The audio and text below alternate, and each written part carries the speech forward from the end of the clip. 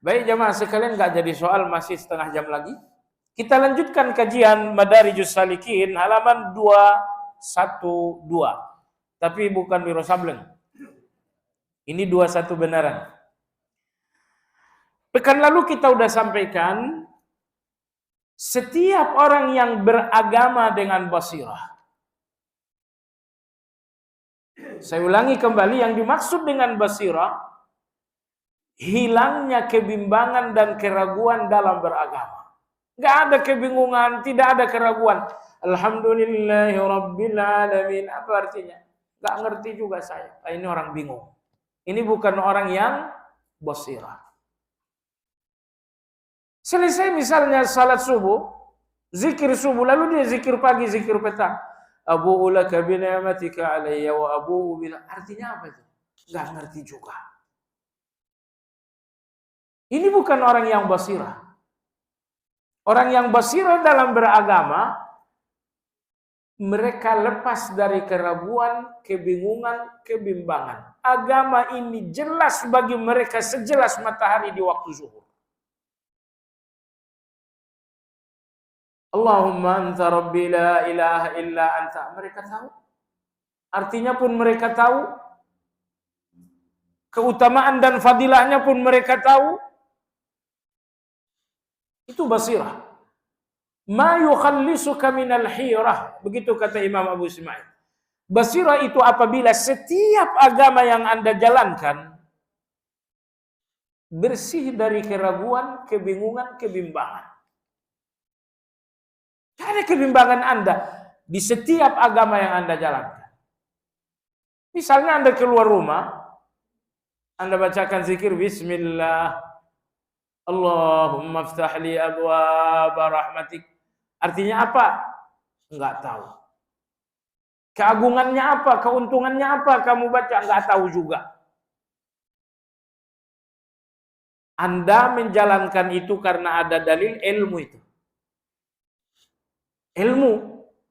Tapi meski Anda telah menjalankannya dengan ilmu karena Anda tahu dalilnya, Anda belum sampai ke tingkat basirah. Karena Anda nggak ngerti apa artinya, Anda pun tidak ngerti apa keagungannya.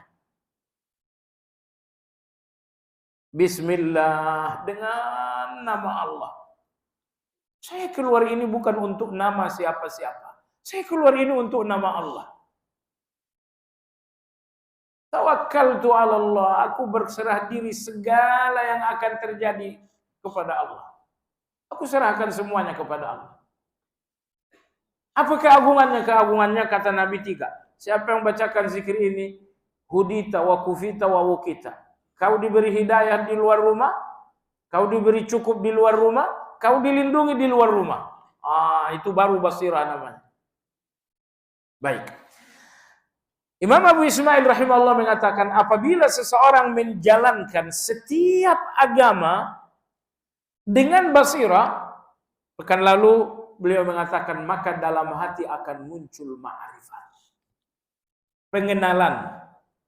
Pertama Anda mengenal Allah, kemudian Anda mengenal diri, kemudian Anda mengenal musuh, kemudian Anda mengenal hak-hak Allah Subhanahu wa taala. Ini 4 ma'rifat. 4 ma'rifat ini berdasarkan penjabaran Imam Syaqiq Al-Balkhi rahimahullah. Berikutnya sekarang. Beliau mengatakan semua orang yang menjalankan agama dengan basirah wa tusabbitul isyarah. Maka basirah dalam agama tersebut, kata beliau, mengokohkan isyarat. Apa yang dimaksud dengan isyarat? Yang dimaksud dengan isyarat, saya sebut 3, tapi kita fokus 2. Beliau di sini bawah ada keterangan Imam Ibnu Qayyim. Saya tak baca lagi. Mata di usia seperti saya nggak lama-lama baca. Nggak kuat lama-lama. Kecil sekali. Baik, apa keterangannya? Apa yang dimaksud dengan basirah? Yang pertama adalah ahwal. Yang dimaksud dengan ahwal adalah perubahan. Bahwa apabila agama, apabila ibadah, apabila zikir, salat, baca Quran, semuanya dijalankan dengan basirah, maka akan terjadi pertama ahwal, perubahan. Tadinya lalai, sekarang mulai mengingat Allah. Tadinya masih suka dengan dosa, sekarang mulai cinta dengan ketaatan. Terjadi perubahan. Itu dinamakan ahwal. Perubahan dari keburukan menuju kebaikan. Dan kalau tadinya Anda sudah berada dalam kebaikan, maka basirah akan membuat kebaikan itu semakin naik. Saya dari kemarin juga sudah salat malam, baik. Maka basirah ini akan membuat salat malam Anda menjadi lebih tinggi lagi, lebih kokoh lagi, lebih istiqomah lagi. Ini pengertian isyarat, yaitu ahwal perubahan keadaan. Ingat jamaah sekalian yang saya hormati, tak ada hal terdahsyat mengubah Anda kecuali ibadah. Kalau Anda berubah oleh nasihat orang, Anda berubah dari luar namanya. Perubahan dari luar itu enggak kokoh. Orang ini pergi, Anda balik lagi. Nah, kalau Anda bertanya, apa faktor terbesar mengubah seseorang? Jawabannya ibadah yang dilakukan dengan basirah. Syekh Abu Ishaq Al-Huwaini hafizahullah ta'ala beliau mengatakan, tidak ada ibadah terdahsyat menghentikan kejahatan seseorang lebih dari salat. Jadi kalau Anda termasuk orang jahat seperti saya, puasa ini menghentikan kejahatan, iya, tapi enggak sedahsyat kejahatan itu berhenti oleh salat. Anda baca Quran itu menghentikan kejahatan, iya, tapi tidak sedahsyat salat menghentikan kejahatan. Maka Allah berfirman dalam surat Al-Ankabut, innas salah tanha 'anil fahsya'i. Salat itu mencegah seseorang dari keji dan mungkar. Apa yang dimaksud dengan keji? Dosa-dosa yang Anda lakukan dalam kerahasiaan dinamakan keji. Zina dinamakan keji karena tidak ada yang melakukannya di pos satpam. Orang yang melakukannya di tempat tersembunyi. Wal mungkar, apa yang dimaksud mungkar? Dosa-dosa yang Anda lakukan di depan orang. Anda gibah, itu kan di depan orang itu. Atau Anda gibah di kamar mandi sendirian? Enggak mungkin. Kalamullah, kebenaran yang tak ada ragunya lagi. Dosa kalian kadang-kadang dalam kesendirian dinamakan fahsya, kadang-kadang di tempat terbuka dinamakan mungkar. Ibadah terbesar menghentikan itu adalah salat. Innas salata tanha 'anil fahsya'i wal. Inilah jemaah sekalian ibadah. Ibadah itu mengubah Anda dari negatif menjadi positif. Kalau Anda sudah positif, maka ibadah mengubah Anda menjadi lebih positif lagi. Jadi kesimpulan, tidak ada yang mengubah Anda terus-menerus kecuali Anda terus-menerus beribadah. Nah, kalau ibadah tidak lagi membuahkan Anda satu perubahan, curigai hati Anda. Mungkin di dalam ada najis besar. Ada najis besar di dalam seperti syirik, seperti riya, seperti ujub. Baik jamaah sekalian. Berikutnya apa yang dimaksud dengan isyarah yang kedua? Yang dimaksud isyarah yang kedua adalah Imam Ibnu Qayyim mengatakan zauq, rasa.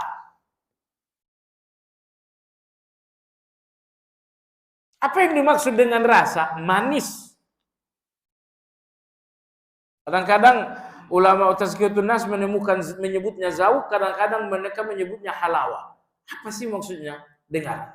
Kata Nabi SAW, salasun man kunna fihi wajada bihinna halawatal iman. Ada 3 orang yang merasakan manisnya iman. Manis. Manis ini yang dinamakan halawah. Manis ini yang dinamakan dengan zauq. Nah, jemaah sekalian, luar biasa manis ini. Manis ini mengubah segala pahit menjadi manis. Mengubah segala pahit menjadi manis. Jemaah sekalian, mati itu pahit apa tidak? Pahit sekali mati itu. Pak mati berjihad, terkoyak-koyak, tertusuk tubuh ini pahit sekali. Tapi betapapun pahitnya, mati di medan jihad kalah dengan manisnya iman. Sehingga pahit mati fisabilillah, pahit ini nggak terasa lagi karena kalah dengan manisnya iman. Allahu Akbar, ajaib sekali halawah ini. Ajaib sekali manisnya keimanan tersebut. Baik jemaah sekalian yang saya hormati. Khubayb bin Adi radhiyallahu taala anhu, begitu beliau ditangkap oleh kaum kafir Quraisy, beliau dipenjara beberapa saat. Sewaktu berada dalam penjara, tiba-tiba anak kecil orang Quraisy baru bisa merangkak memasuki kamar di mana Khubayb bin Adi ditahan. Hari itu Khubayb bin Adi akan dieksekusi, akan dipancung. Bukan dipancung, akan disalib. Khubayb bin Adi radhiyallahu anhu minta dua hal. Beliau mengatakan, saya minta gunting atau pisau untuk merapikan kumis. Saya tidak mau kumis berantakan begini ketemu dengan Allah. Mereka kasihkan pisau. Sewaktu beliau sedang cukur kumis begini, merapikan kumis, tahu-tahu anak kecil datang merangkak. Masuk ke dalam kamar beliau disekap. Apa yang Anda bayangkan? Deg-degan satu kota Mekah. Habis nih anaknya. Masya Allah jemaah sekalian, anak tersebut duduk di pangkuan Khubayb sambil beliau merapikan kumis. Enggak disentuh, suara anak ini ya kenal tidak tapi nyaman sekali dipangku oleh Khubayb. Bercanda beberapa saat dengan Khubayb, setelah itu Khubayb mengatakan keluar, mereka mau membunuh saya. Permintaan yang kedua, Khubayb mengatakan aku ingin salat. Ini yang ingin saya jelaskan. Ini ingin saya jelaskan. Dalam banyak sejarah, orang-orang yang akan dieksekusi oleh penguasa yang zalim selalu minta salat terlebih dahulu. Anda tahu apa rahasianya? Salat ini manis. Sebentar lagi sesuatu yang pahit akan terjadi. Sesuatu yang pahit akan terjadi. Kalau tidak mau merasakan pahitnya kematian oleh kekejaman orang-orang kafir, oleh sebab itulah sejumlah syuhada tersebut mohon waktu untuk salat 2 rakaat. Mereka ingin minum madu sebanyak-banyaknya agar tetesan racun tadi nanti tidak terasa pahit. Inilah halawah itu jemaah sekalian. Sehingga begitu Khubayb bin Adi radhiyallahu anhu diarak, diseret menuju tempat beliau disalib, hatinya nggak bergetar. Bisa aja dia bilang, udah deh, saya mau kembali lagi deh, kafir lagi deh. Dia nggak berpikir itu jemaah sekalian. Kalau model kita kan langsung menggunakan fikih darurat itu. Saya mau dibunuh, iya deh, saya kafir aja. Itu kita tuh. Anda bayangkan detik-detik beliau sampai di tiang hukuman gantung, hukuman salib. Bergetar beliau, ragu beliau, enggak. Pahit, tapi udah enggak terasa pahit karena manisnya iman dan manisnya salat mengalahkan pahitnya hukuman tersebut. Ini dinamakan zauk. Atau ini dinamakan dengan halawah. Ini istilah dari Nabi sendiri yang menyebutkan zauk. Nabi sendiri yang menyebutnya halawah. Dalam hadis Nabi SAW bersabda, zaqa, berzauklah, ta'amal iman, akan terasalah iman oleh orang yang memiliki 3 ridha. Zaqa ta'amal iman man radiya billahi rabba wa bil islami din wa Muhammad sallallahu alaihi wasallam. Seseorang akan merasakan zauknya iman. Tuh. Nabi menyebutkan zauk. Jadi tak usah disebut, oh ini istilah-istilah bidah, bukan bidah dari hadis. Cuma baru kedengaran aja hari ini. Zauk itu Nabi yang menyebutkan dalam hadis tadi, halawah tadi pun Nabi yang menyebutkan dalam hadis. Arti dari zauk adalah rasa, arti dari halawah adalah manis. Jemaah sekalian, apa Anda pikir sahabat-sahabat yang tewas dalam perang Badar, Uhud dan selainnya? Apakah Anda pikir kematian mereka itu tidak pahit? Ya pahitlah. Tapi pahitnya kematian tersebut hilang dengan manisnya iman. Ini yang dinamakan dengan halawah.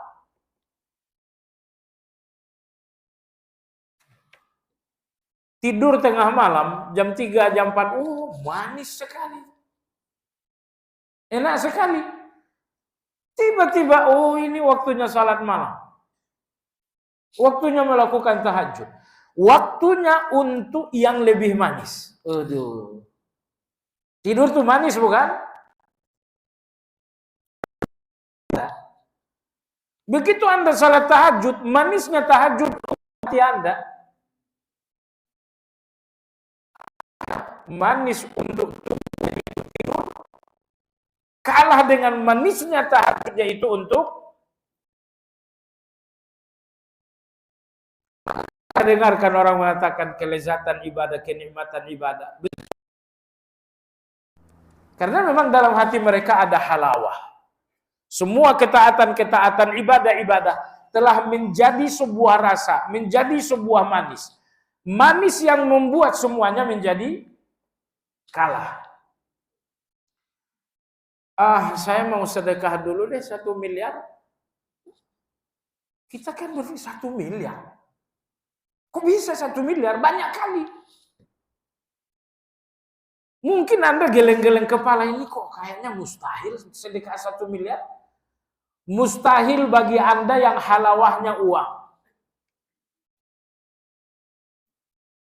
Tapi orang yang halawahnya iman,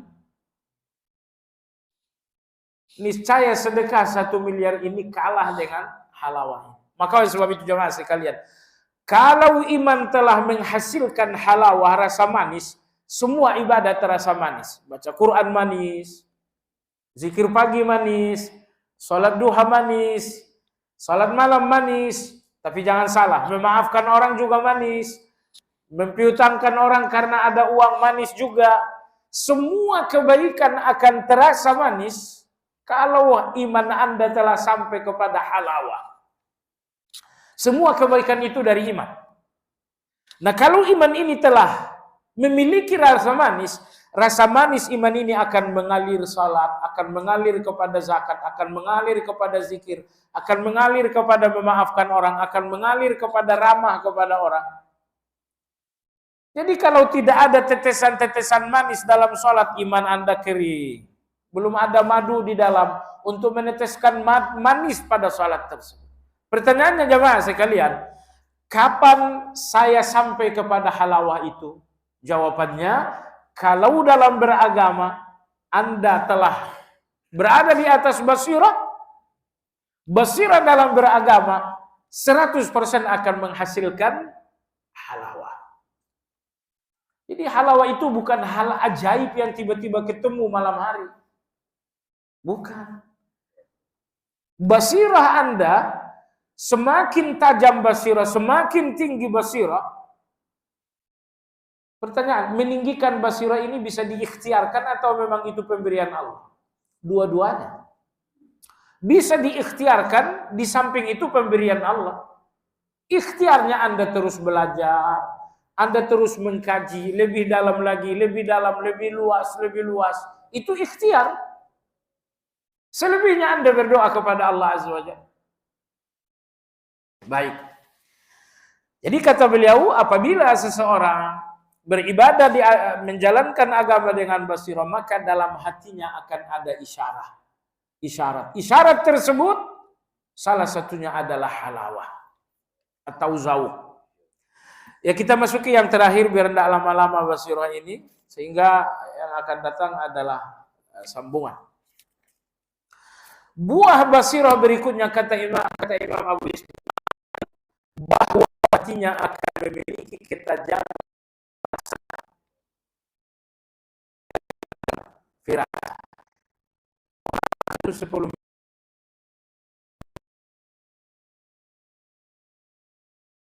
mati. Ulama-ulama kita mengatakan firasat paling tajam seusia bumi 3. Pertama adalah firasat Asiyah radhiyallahu anha saat menemukan bayi yang hanyut di sungai Nil. Firaun bilang nih anak harus dipotong, harus dibunuh. Apa kata Asiyah? La taqtuluhu asa an yanfa'ana aw nattakhidahu walada. Jangan dibunuh. Anak ini di kemudian hari akan menjadi manfaat.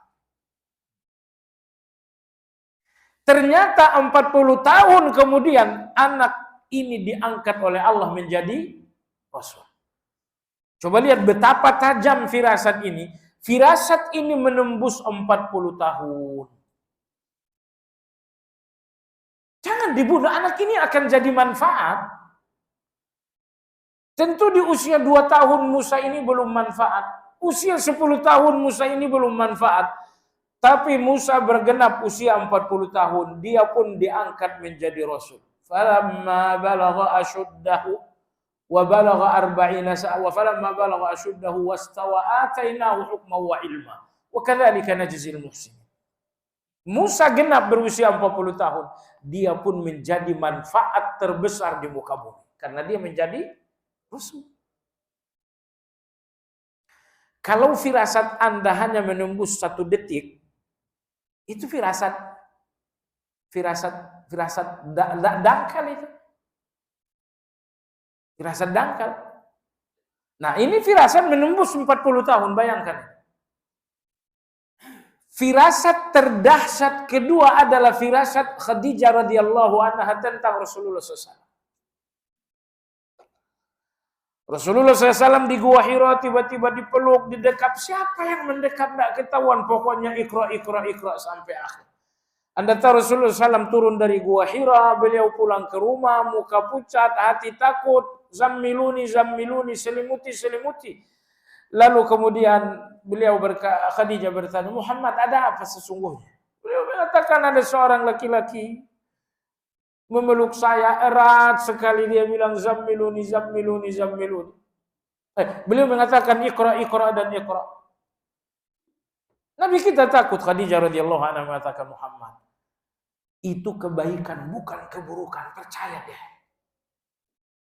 Saya nggak kenal orangnya, tapi saya nggak ragu bahwa itu kebaikan. Apa dasarnya Khadijah mengatakan itu kebaikan? Muhammad, innaka latahmilul kalla. Sepanjang hidupmu adalah meringankan orang-orang yang susah. Yang kedua, watasilur rahim. Sepanjang hidup kau selalu menyambung silaturahim. Wa tu'inu ala nawaibil haq. Kau pun tidak pernah absen di setiap orang-orang yang menderita, membutuhkan. Jadi berdasarkan apa yang aku lihat dari kamu, peristiwa tersebut pasti peristiwa kebaikan. Tapi sudah, kalau kau ingin jelas lagi, kita pergi ketemu dengan paman saya. Maka Nabi kita oleh Khadijah radhiyallahu an diajak menemui paman Khadijah yang faham kitab suci, faham Injil. Beliau adalah siapa namanya? Pendeta?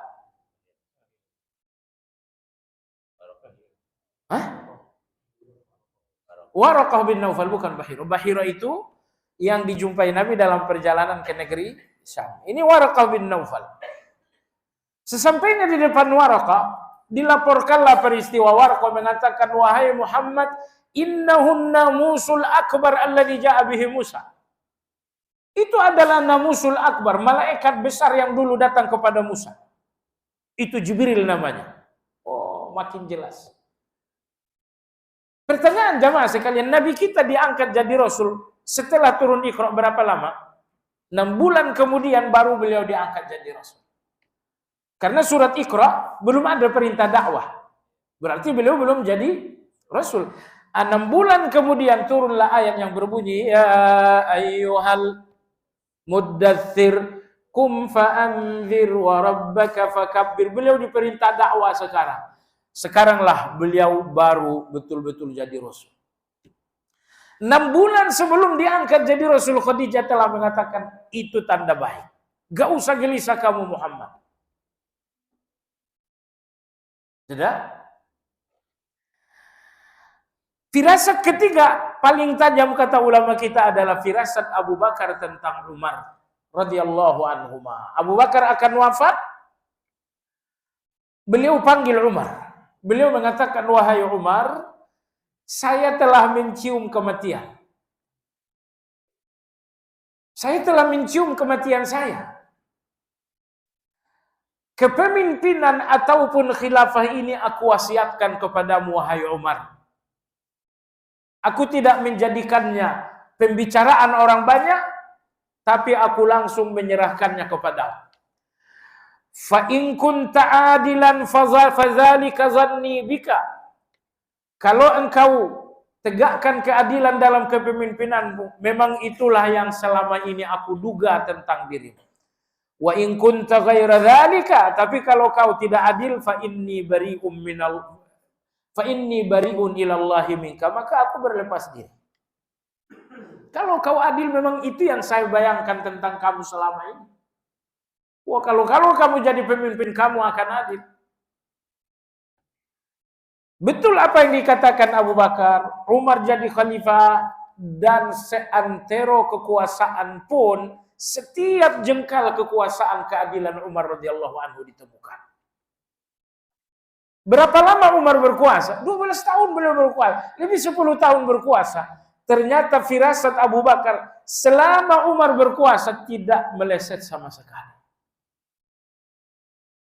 Baik, inilah 3 firasat paling ampuh. Baik, apa sebetulnya firasat itu? Firasat asal artinya adalah tanda.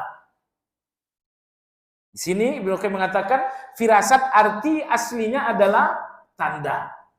Tanda apa? Nah, coba dengar. Definisi firasat adalah al-istidlal bil-iyan alal ghaib. Mengambil tanda yang nampak untuk nampak. Yang nampak, berdasarkan dari yang nampak ini tanda terhadap yang belum nampak. Baik, dengarkan. Khadijah radhiyallahu anha mengatakan, Muhammad, ini tanda baik. Itu sesuatu yang tidak nampak kan? Itulah firasat itu. Dari mana Khadijah mengatakan ini tanda baik? Karena ada tanda di depan mata. Muhammad, kau selalu membantu orang susah. Kau tidak pernah putus silaturahmi. Semua orang-orang yang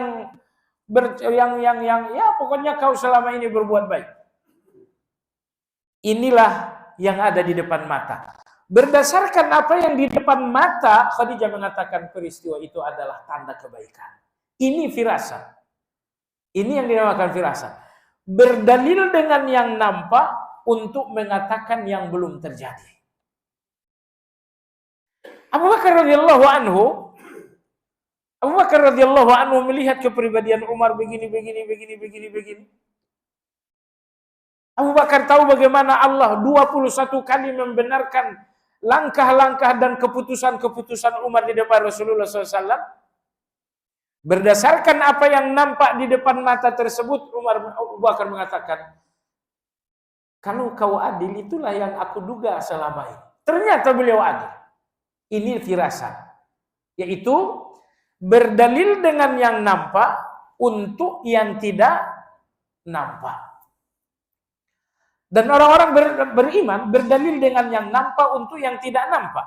Anda lihat tsunami, bla bla bla, ya Allah. Betapa dahsyatnya Allah itu, betapa kuatnya Allah itu, coba lihat. Di depan mata Anda ada satu kekuatan, tapi apa yang di depan mata mengantarkan Anda kepada yang tidak nampak oleh mata, yaitu Allah Azza wa Jalla. Maka Allah berfirman dalam surat Al-Hijr setelah Allah bercerita tentang musibah yang dialami oleh umat-umat terdahulu, Allah berfirman, inna fi dzalika laayatin lil mutawassimin. semua kehancuran-kehancuran ini, kehancuran kaum Saleh, kehancuran kaum Hud, ini semua tanda-tanda kekuasaan bagi orang-orang yang berfirasat. Apa maksudnya? Mereka melihat tindakan Allah sehingga mereka makin mengenal Allah. Mereka memahami yang nampak, merenung yang nampak, sehingga mereka pun semakin mengenal yang tidak nampak. Sudah? Anda sudah tahu firasat? Berdalil dengan yang nampak untuk sesuatu yang tidak nampak. Tidak susah-susah, datang seseorang ketemu Anda tahu nangis, itu nampak kan? Anda mengatakan, oh ini sedang gelisah. Gelisahnya dia dalam pikiran Anda nggak nampak, tapi dia nangis, belum cerita, baru nangis doang. Di depan ada yang nampak dan Anda pun tahu yang tidak nampak berdasarkan yang nampak, itu firasat. Hanya saja Imam Ibnu Qayyim rahimahullah sedikit lagi mengatakan firasat itu ada 3. Firasat pertama adalah firasat riyadhiyah. Biasanya ini digunakan orang-orang tasawuf. Apa itu? Firasat riyadhiyah ini melalui latihan. Latihan apa? Kata Imam Ibnu Qayyim, at-tajarrud min awaikin nas. Sesering mungkin lapar, kemudian jarak mengurangi itu. Misalnya jam 9 sampai jam 4 itu cuma 2 jam. Kan mengurangi.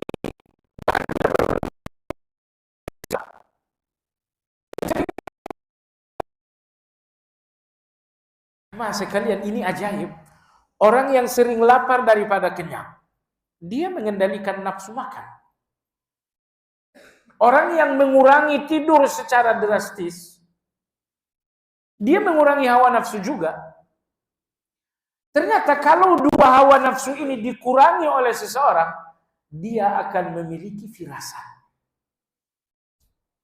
Ini namanya firasat riyadhiyah. Nanti akan saya sampaikan. Firasat yang ketiga adalah firasat belum yang ketiga. Firasat yang kedua adalah firasat khalqiyah, firasat berdasarkan ciri-ciri fisik. Ini yang dinamakan dengan qiyafah. Di zaman Nabi ada dan Nabi pun mengakuinya.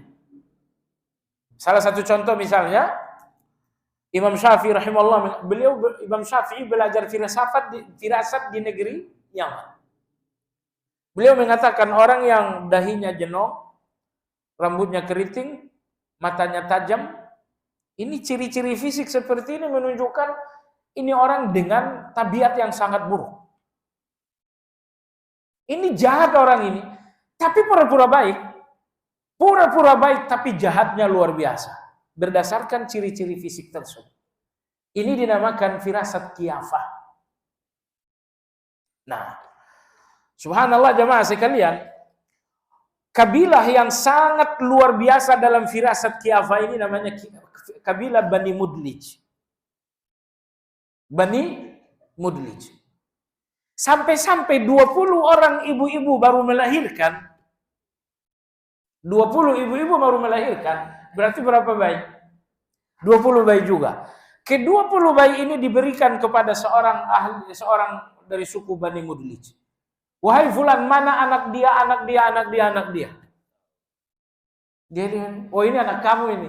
Ini anak kamu. Semuanya tepat, enggak ada yang salah. Ini dinamakan dengan firasat qiyafah. Boleh firasat qiyafah ini. Faktanya Nabi kita memanfaatkan firasat qiyafah. Ketika banyak orang mengatakan Usamah itu anak haramnya Zaid bin Harithah. Zaid bin Harithah kulit putih, anaknya Usamah kulit hitam. Tapi Nabi senang betul dengan Usamah itu padahal anak zina. Nabi kita gelisah sekali.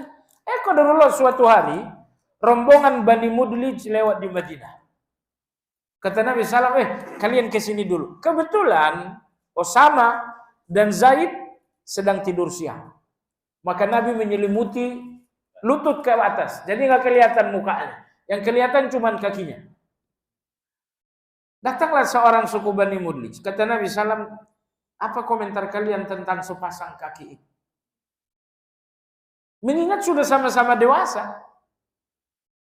Kakinya udah sama-sama ukurannya. Kalau kecil satu besar kan bisa, oh ini anak, ini bapak. Tiba-tiba seseorang mengatakan, ya Rasulullah, hadhil arjul ba'duha min ba'd.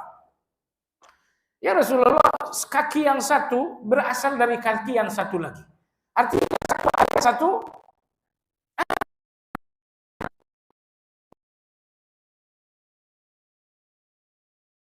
kata Aisyah, bangun, duduk.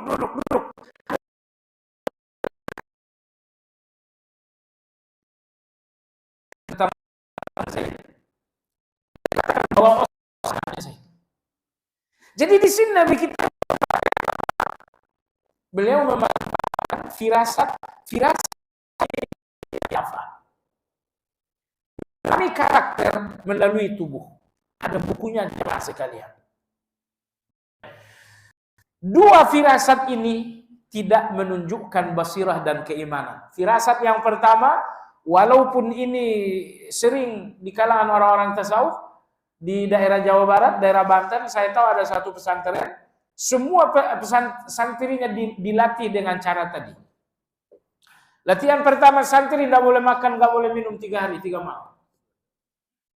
Dan itu diawasi, kalau memang akan sakit dibawa ke rumah sakit dan gugur.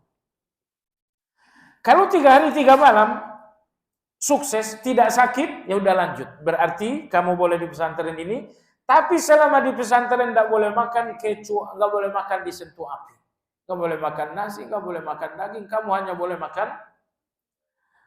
makan pisang, boleh makan melon, boleh makan minum, nggak boleh minum yang dipanaskan, minum dari sumur, minum air hujan. Saya ketemu tuh dengan orang sana. Jamaah sekalian, firasat pertama dan firasat yang kedua tidak menunjukkan iman. Firasat yang menunjukkan iman yang ketiga ini adalah firasat imaniyah. Sebagai penutup jamaah sekalian, apa bedanya? Bedanya, firasat yang pertama dan yang kedua sufliyah, tidak berhubungan dengan kebenaran. Tidak berhubungan dengan kebenaran. Misalnya, Imam Syafi'i rahimahullah dan Imam Muhammad bin Hasan, mereka duduk di satu tempat. Tiba-tiba lewatlah seseorang. Kata Imam Syafi'i, wahai Muhammad, mari berfirasat. Kata Muhammad, ayo. Kata Imam Syafi'i, apa pekerjaan orang ini? Kamu kenal enggak? Enggak, saya juga enggak. Sama-sama enggak kenal, mari berfirasat. Kata Imam Muhammad bin Syaibani, orang ini tukang jahit. Kata Imam Syafi'i, orang ini tukang kayu. Fix. Akhirnya dipanggil. Bapak, hampir sebentar. Apa pekerjaan Bapak sekarang? Orang ini bilang, dulu saya tukang kayu. Tapi karena nggak kuat lagi, sekarang tukang jahit. Nah, soal laki-laki ini tukang kayu, tukang jahit, ada hubungannya dengan kebenaran tidak? Tidak ada. Maka firasat seperti ini, firasat sufliyah. Firasat yang rendah. Karena tidak ada hubungannya dengan benar dan salah. Tapi coba lihat firasat Abu Bakar tentang Umar. Firasat tentang keadilan. Apakah berhubungan dengan baik dan buruk? Iya, ini namanya firasat imaniyah. Firasat Khadijah tentang Nabi SAW, firasat berkaitan dengan baik dan buruk? Iya, ini dinamakan firasat imaniyah. Imam Ibnu Qayyim sebagai penutup mengatakan, yang menjadi ambisi dan memenuhi kepala orang-orang ahlul basirah adalah cinta kepada Allah. Sekali lagi, yang memenuhi pikiran orang-orang ahlul basirah adalah cinta kepada Allah. Apa sih yang Allah cinta? Apa sih yang Allah suka? Saya nggak mau ini karena Allah nggak suka. Saya nggak mau itu karena Allah nggak cinta. Jadi karena cinta Allah yang memenuhi pikiran orang-orang ahlul basirah, sehingga basirah mereka tajam untuk menentukan ini benar atau ini salah. Ini keliru atau ini tepat. Ini yang datang ini orang bertakwa, kalau ini atau ini orang munafik. Basirah mereka nggak akan keliru. Dan jamaah sekalian, basirah yang Anda butuhkan bukan masa depan seseorang ini dokter atau ini nggak dokter. Basirah yang Anda butuhkan adalah yang membedakan ini baik atau ini buruk. Baik atau ini baik atau ini buruk. Dan basirah di mana Anda akurat, baik atau buruk, boleh tidak boleh. Basirah, firasat seperti ini hasil dari basirah. Baik, demikian kajian kita, semoga bermanfaat.